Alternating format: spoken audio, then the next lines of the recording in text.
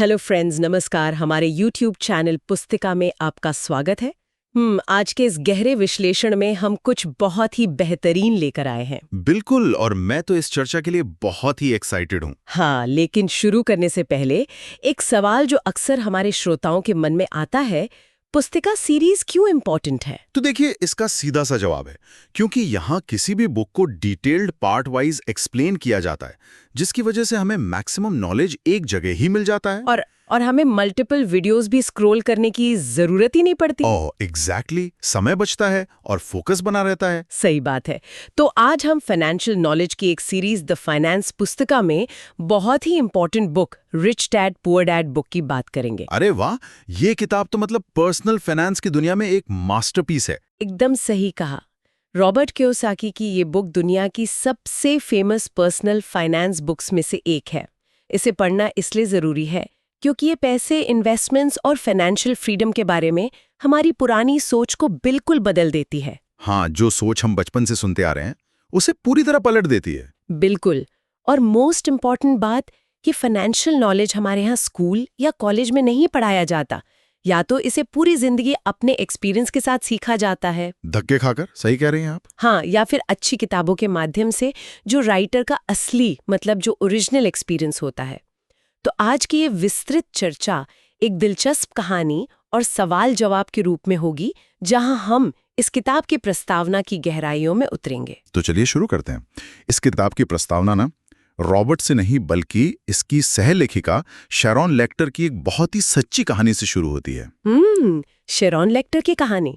हाँ, शैरॉन और उनके पति माइकल ने समाज के उस मास्टर प्लान का पूरी तरह से पालन किया था। मतलब वही जो हम सबको सिखाया जाता है कि मेहनत से पढ़ो, अच्छे नंबर लाओ और एक सुरक्षित नौकरी पाओ। बिल्कुल वही।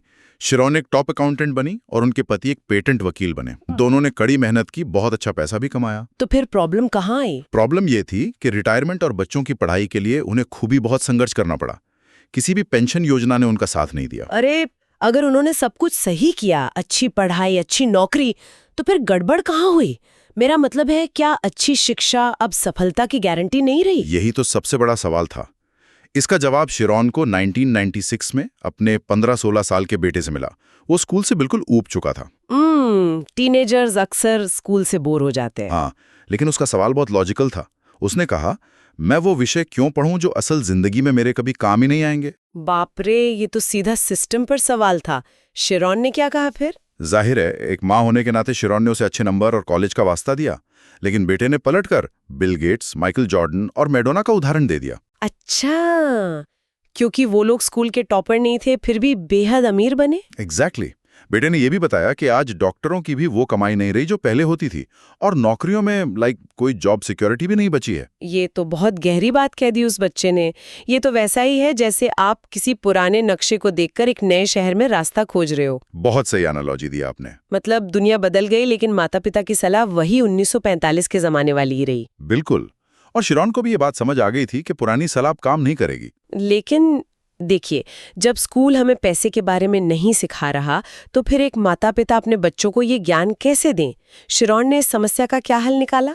इसी हल की खोज में शैरॉन की मुलाकात रॉबर्ट कियोसाकी से हुई। रॉबर्ट ने एक एजुकेशनल गेम बनाया था जिसका नाम था कैश फ्लो। कैश फ्लो, ये गेम कैसा था? शैरॉन ने अपनी 19 साल की बेटी के साथ इसे खेला। ये गेम ना थोड़ा बहुत मोनोपोली जैसा था, लेकिन इसमें एक बड़ा चूहा था और 2 रास्ते थे। 2 रास्ते? कौन कौन से? एक था अंदर का रास्ता, जिसे चूहा दौड़ या रैट रेस कहते हैं, और दूसरा था बाहर का रास्ता, जिसे फास्ट ट्रैक कहा गया। ये चूहा दौड़ असल में क्या है? हम बहुत सुनते हैं इसके बारे में। तो देखिए, इसे एक कहानी की तरह समझते हैं। एक बच्चा पैदा होता है, स्कूल जाता है और फिर एक नौकरी पाता है। पैसे आते ही सबसे पहले क्या मिलता है? Credit card. बिल्कुल, क्रेडिट कार्ड मिलते हैं, खरीदारी शुरू होती है, फिर शादी होती है तो घर में 2 तनख्वाहें आने लगती हैं। और फिर वो घर, कार और छुट्टियां प्लान करते हैं। हाँ, और फिर बच्चे होते हैं तो खर्चे और बढ़ जाते हैं। अब वो और कड़ी मेहनत करते हैं, प्रमोशन पाते हैं, लेकिन इसके साथ ही उनके टैक्स और कर्ज भी बढ़ जाते हैं ना? Income tax, property tax. Exactly 35 साल की उम्र तक आते आते वे पूरी तरह इस चूहा दौड़ में फंस चुके होते हैं। वो कंपनी के मालिक के लिए काम करते हैं, सरकार को टैक्स चुकाने के लिए काम करते हैं और बैंक का कर्ज चुकाने के लिए काम करते हैं। बाप रे, ये तो बहुत ही डरावना सच है।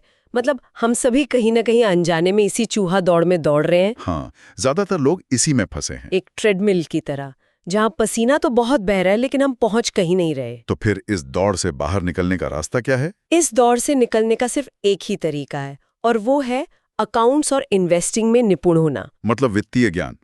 तो गेम में शरौन ने कैसा परफॉर्म किया? शरौन क्योंकि एक अकाउंटेंट थी, इसलिए वे सिर्फ 50 मिनट में इस चूहा दौड़ से बाहर निकल गईं। अरे वाह, 50 मिनट में? हाँ, लेकिन मजे की बात यह है कि उनकी टेबल पर एक बैंकर, एक व्यवसायी और एक कंप्यूटर प्रोग्रामर भी बैठे थे। अच्छा, और उनका क्या हुआ? वो लोग घंटों खेलने के बाद भी बाहर नहीं निकल पाए। रुकिए, एक बैंकर और एक व्यवसायी वित्तीय गेम में कैसे हार सकते हैं?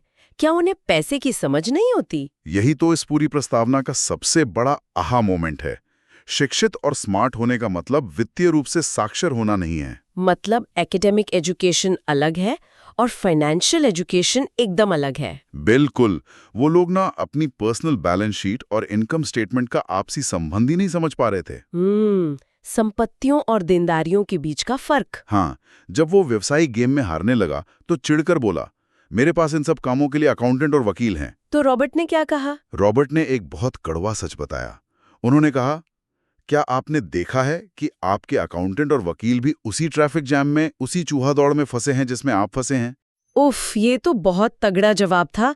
ये बिल्कुल सच है। हमारे स्कूलों में गणित और विज्ञान तो पढ़ाया जाता है, लेकिन ये कोई नहीं बताता कि क्रेडिट कार्ड का चक्रवृद्धि ब्याज यानी कंपाउंड इंटरेस्ट कैसे काम करता है। सही बात है। सिस्टम चाहता है नहीं कि आप पैसे का खेल समझें। तो क्या इसका मतलब ये है कि अमीर लोग किसी अलग नियम से ये गेम खेलते हैं और हम 95% लोग किसी और नियम से? 100%। इसे मैं एक ज्वलंत उदाहरण से समझाता हूँ। डाउनसाइजिंग या छटनी का उदाहरण। हाँ, जब कंपनियां लोगों को नौकरी से निकालती हैं। बिल्कुल। जब कोई बड़ी कंपनी कर्मचारियों की छटनी करती है तो कर्मचारियों के परिवार तबाह हो जाते हैं। हाँ, उनका तो सब कुछ छिन जाता है। लेकिन शेयर बाजार में उसी कंपनी के शेयर की कीमत अचानक बढ़ जाती है। क्यों? क्योंकि कंपनी का खर्च कम हो गया। एग्जैक्टली।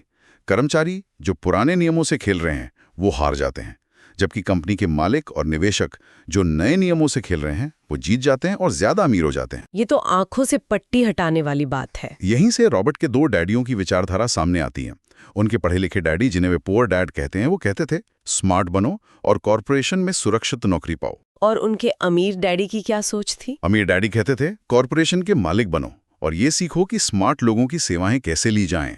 मतलब एक का लक्ष्य था किस्मत किसी और के हाथ में देना और दूसरे का लक्ष्य था अपनी किस्मत खुद कंट्रोल करना। बिल्कुल। और टैक्स के मामले में भी यही होता है। आपको पता है, आम परिवार जनवरी से मई तक सिर्फ सरकार को टैक्स चुकाने के लिए ही काम करते हैं। सच में? साल के 5 महीने सिर्फ टैक्स भरने के लिए? हाँ, ये उनका सबसे बड़ा खर्च है जिसके बारे में उन्हें पता ही नहीं होता। ये तो सच में चौंकाने वाला है। तो दोस्तों, इस पूरी चर्चा का सार निकालते हुए एक विचारणीय बिंदु मैं यहाँ रखना चाहूंगी। आज दुनिया तकनीकी रूप से इतनी तेजी से बदल रही है जिसका अंदाजा लगाना भी मुश्किल है। ऐसे में सुरक्षा के पुराने रास्ते पर चलना ही सबसे बड़ा जोखिम है। सुरक्षित नौकरी के बजाय खुद को और अपने बच्चों को आर्थिक रूप से शिक्षित करने ही भविष्य की असली सुरक्षा है। मैं आपकी इस बात से पूरी तरह सहमत हूं। तो श्रोताओं, आज की इस विस्तृत चर्चा के बाद हम आपसे एक कमिटमेंट चाहते हैं। क्या आप पुरानी चूहा दौड़ से बाहर निकलने के लिए वित्तीय शिक्षा को अपने जीवन का हिस्सा बनाने का नियम अपनाएंगे? ये कमिटमेंट बहुत जरूरी है आज के समय में। बिल्कुल। प्लीज कमेंट करके जरूर बताएं कि आप में से कौन-कौन इन लर्निंग्स को अपनी एक्चुअल लाइफ में अप्लाई करेगा। और इस किताब की और भी गहराइयों को समझने के लिए हमारे अगले एपिसोड में जरूर आएं। और हाँ, ये भी बताएगा कि आप और कौन सी किताबों पर चर्चा चाहते हैं। हाँ, कमेंट्स में ये भी बताएं कि इसके बाद आप कौन सी अगली बुक के बारे में जानना चाहते हैं। हमारे YouTube चैनल पुस्तिका को सब्सक्राइब करना और वीडियो को लाइक करना ना भूलें। अगर आपने पहले से सब्सक्राइब कर रखा है तो इसे शेयर करें और अपने कीमती कमेंट्स दें। आपके कमेंट्स बहुत मायने रखते हैं हमारे लिए। एकदम। अगर आपको हमारे दिस एफर्ट से आपका बेनिफिट हुआ है तो हमें बताना मत भूलिएगा। आपके कमेंट्स हमें ऐसे ही और वीडियो बनाने के लिए प्रोत्साहित करते हैं। बिल्कुल करते हैं। और हाँ, इस बुक के नेक्स्ट एपिसोड के साथ साथ हम नेक्स्ट कौन सी बुक लाने वाले हैं ये सब जानने के लिए बेल आइकॉन को जरूर प्रेस करें। सीखते रहें, आगे बढ़ते रहें। जल्दी मिलते हैं अगले एपिसोड में।